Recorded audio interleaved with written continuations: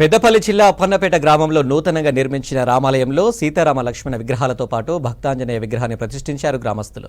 వేద పండితుల మంత్రోచ్చరణ మధ్య కన్నుల పండుగగా విగ్రహ ప్రతిష్టాపన వేడుకను నిర్వహించారు. ఈ కార్యక్రమానికి పెద్దపల్లి మండలంలోని పలు గ్రామాల నుంచి భక్తులు భారీగా తరలివచ్చారు. స్వామివారిని దర్శించుకుని ప్రత్యేక పూజలు నిర్వహించారు. అనంతరం భక్తులకు అన్నదాన కార్యక్రమం నిర్వహించారు ఆలయ నిర్వాహకులు.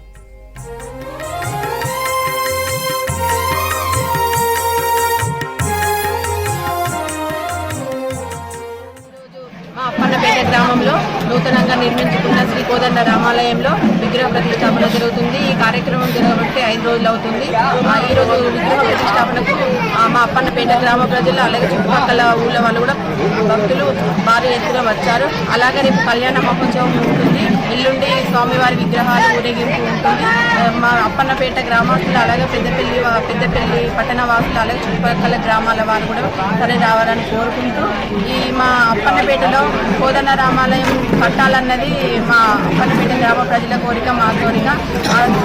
శ్రీ కోదండ రాముడి దయ వల్ల మా అప్పన్నపేటలో రామాలయం నిర్మించుకోవడం జరిగింది. అందులో భాగంగానే ఈరోజు విగ్రహ ప్రతిష్టాపన గజస్తంభం పెట్టుకోవడం జరిగింది.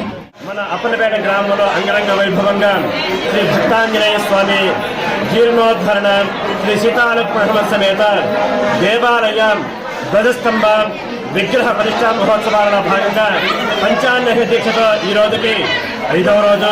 ఈ రోజున ఉదయం విశ్వసేన పూజ, పుణ్యాహవాచనం, అలాగే యంత్ర కళన్యాస, యంత్ర ప్రాణ ప్రతిష్టతో సుముహూర్తంలో భాగంగా ఉదయం 9:30 మకర లగ్న పుష్కరాంత ముహూర్తమున యంత్ర ప్రతిష్టాపన జరపబడింది.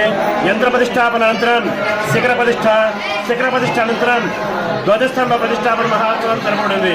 తదనంతరం ఇప్పుడు మహాపూర్ణాహుతి కార్యక్రమం జరపబడను. మహాపూర్ణాహుతి తర్వాత వచ్చిన వారికి లేదు అనకుండా అన్నదాన కార్యక్రమం జరపబడను.